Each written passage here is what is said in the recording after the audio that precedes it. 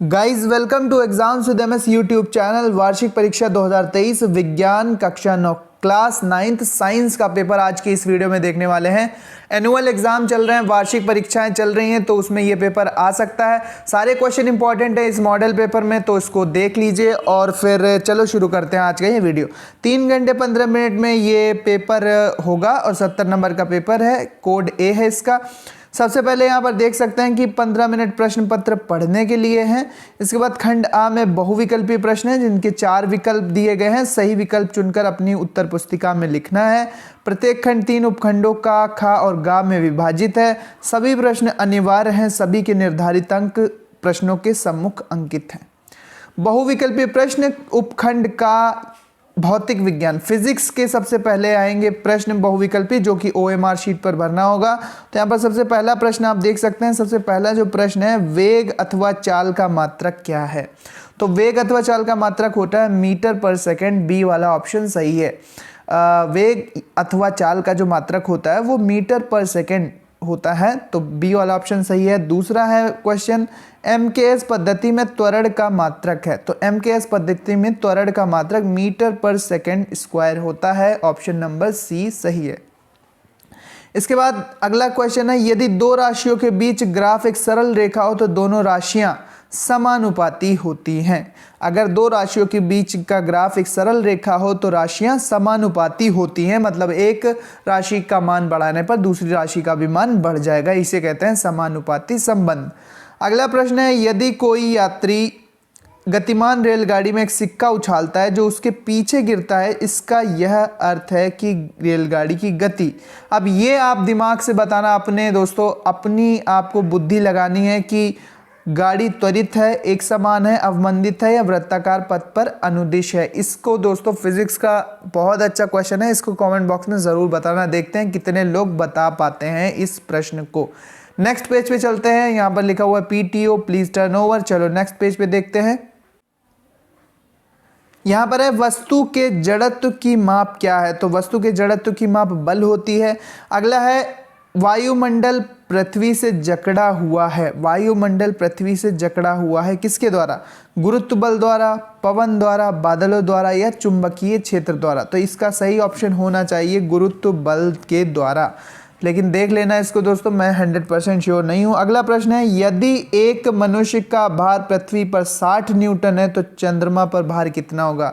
हम जानते हैं चंद्रमा पर G की वैल्यू पृथ्वी पर G की वैल्यू की 1/6 होती है, यानी 6 से भाग देंगे तो 10 न्यूटन हो जाएगा। ठीक है, डी वाला ऑप्शन करेक्ट है। दोस्तों सब्सक्राइब कर लीजिए, बाकी सब्जेक्ट के भी पेपर जल्दी आने वाले हैं, तो एग्जाम्स विद एमएस यूट्यूब को जल्दी से सब्सक्राइब कर लो। बेल आइकन को भी प्रेस कर देना ताकि आप तक नोटिफिकेशंस पहुंचती रहें।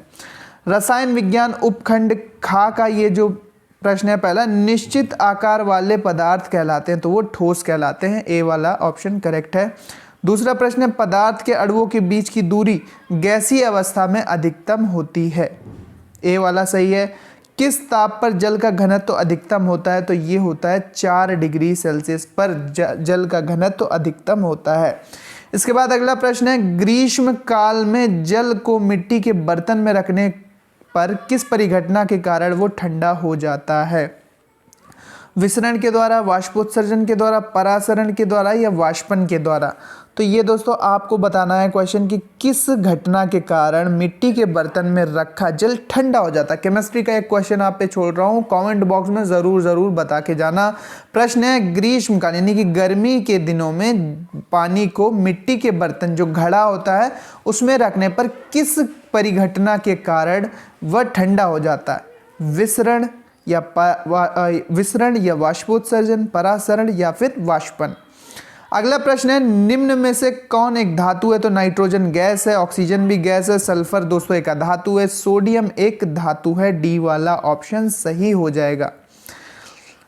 नेक्स्ट प्रश्न है हमारे पास, निम्नलिखित में से तत्व नहीं है। तो ऑक्सीजन भी एक तत्व है, ब्रोमीन भी एक तत्व है, जस्ता भी एक तत्व है, जबकि कागज एक तत्व नहीं है। कागज एक पदार्थ है दोस्तों। अब नेक्स्ट पेज पर चलते हैं और देखते हैं वहां पर कौन से प्रश्न पूछे गए हैं। उपखंड गा बायोलॉजी जीव विज्ञान के प्रश्न आएंगे। कोशिका भित्ति मुख्यतः किसकी बनी होती है? सेल वॉल किसकी बनी होती है पौधों की कोशिकाओं में? तो ये बनी होती है सेलुलोज की। सी वाला ऑप्शन सही है। अगला प्रश्न है माइटोकॉन्ड्रिया का संबंध है, तो माइटोकॉन्ड्रिया का संबंध श्वसन से होता है, रेस्पिरेशन से होता है, रेस्पिरेशन से होता है। ए वाला ऑप्शन सही है, ए वाला ऑप्शन सही होगा, श्वसन। अगला प्रश्न है आनुवांशिक सूचना का वाहक कौन है, तो आनुवांशिक सूचना का जो वाहक होता है वो mRNA होता है, जिसको मैसेंजर RNA या संदेश वाहक राइबो न्यूक्लिक एसिड भी कहते हैं। mRNA आनुवांशिक सूचना का वाहक होता है। अगला प्रश्न है निम्नलिखित में से किस ऊतक की कोशिकाओं में विभाजन की क्षमता होती है, तो ये होती है विभज्य ऊतक में। अगला प्रश्न है प्राणियों में अरेखित पेशियां पाई जाती हैं, ये पाई जाती है मूत्राशय और आहार नाल में। अगला 19वां प्रश्न है दोस्तों तंत्रिका ऊतक कहाँ पाए जाते हैं, मस्तिष्क में। तंत्रिका ऊतक कहाँ नहीं पाए जाते हैं, ठीक है, कहाँ नहीं, तो मस्तिष्क में तो होंगे नर्व सेल्स, मेरु रज्जु यानी स्पाइनल कार्ड में भी होंगे, नर्व्स में भी होंगे, नर्व्स यानी कि जो तंत्रिकाएं होती हैं उसमें भी होंगे, लेकिन कंडराओं में तंत्रिका ऊतक यानी कि तंत्रिका सेल्स जो होते हैं, नर्व सेल्स, वो नहीं होंगे। 20वां प्रश्न है निम्नलिखित में से किसमें परिपक्वता के समय केंद्रक लोप नहीं होता, यानी कि परिपक्वन के दौरान, परिपक्वन जब होता है सेल का, तो जो उसका केंद्रक होता है वो गायब किसमें नहीं हो जाता, तो आरबीसी में तो गायब हो जाता है। चालनी कोशिकाओं का पता नहीं, वाहिकाओं का पता नहीं, सहचर कोशिकाओं का पता नहीं, तीनों प्लांट सेल्स हैं। तो कमेंट बॉक्स में इसका भी उत्तर दोस्तों आप बताना, अगर आपको पता है, नहीं पता है तो सर्च करना, ठीक है, ढूंढना, प्रयास करना, इसको सीखना। अब खंड ब वर्णात्मक है, 50 नंबर के प्रश्न हैं। उपखंड ख भौतिक विज्ञान में पहले 4 नंबर का प्रश्न पूछ दिया गया। दूरी और विस्थापन में अंतर बहुत सरल है, याद कर लेना। इसके बाद औसत चाल तथा औसत वेग में क्या तात्पर्य है, गति के नियमों के आधार पर तैरने की क्रिया समझाइए, गति के नियमों के आधार पर तैरने की क्रिया समझाइए। इसके बाद भारहीनता से आप क्या समझते हैं, भारहीनता की 3 स्थितियां समझाइए। भारहीनता की 3 स्थितियां आपको समझाना, एक तो लिफ्ट में होती है भारहीनता की स्थिति। भारहीनता क्या, जब भार महसूस ना हो, ठीक है, जब किसी वस्तु का वेट 0 हो जाए तो उसे भारहीनता कहते हैं। आगे बढ़ते हैं और नेक्स्ट पेज पे देखते हैं कि कौन से प्रश्न पूछे गए हैं दोस्तों। फिजिक्स का विस्तृत उत्तरीय प्रश्न पूछ दिया गया है 6 नंबर में।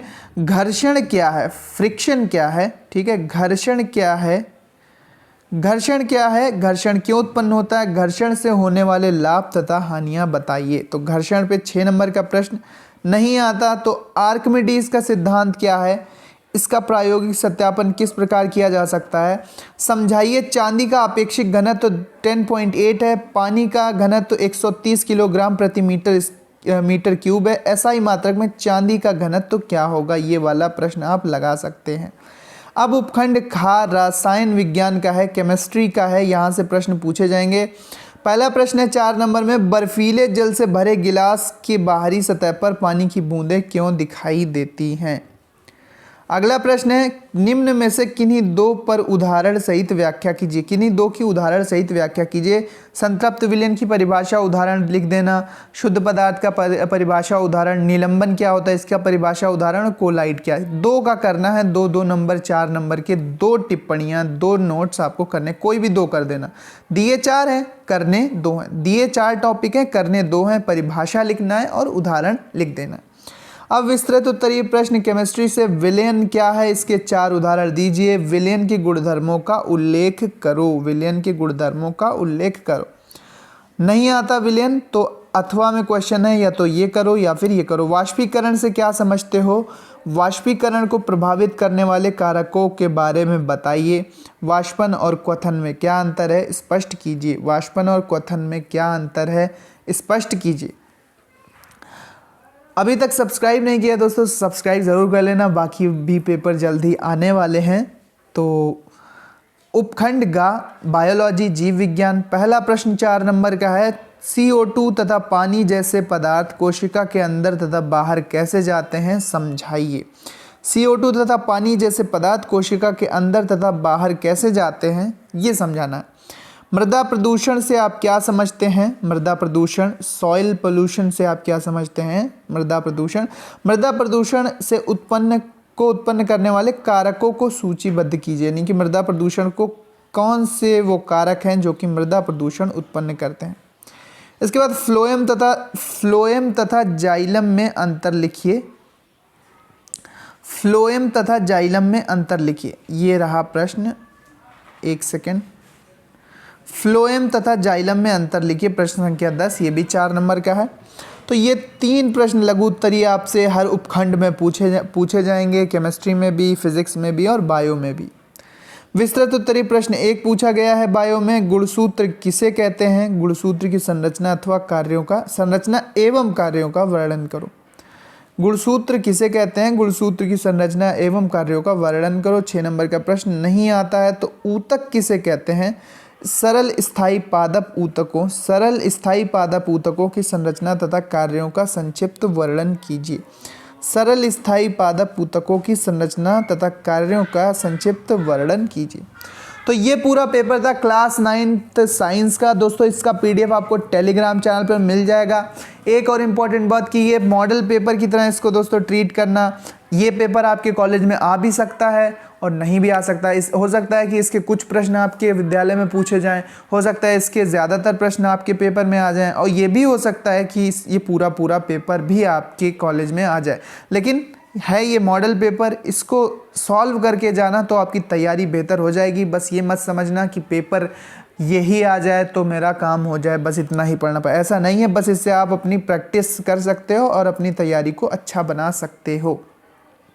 उम्मीद करते हैं वीडियो पसंद आया होगा। टेलीग्राम का लिंक डिस्क्रिप्शन में है, जाओ वहाँ पर ज्वाइन कर लेना। ये सारे पेपर आपको मिल रहे हैं वहाँ पर, ये सारे पेपर आपको टेलीग्राम चैनल पर मिल जाएंगे। लिंक डिस्क्रिप्शन में है, जाओ जल्दी से और टेलीग्राम को ज्वाइन करो।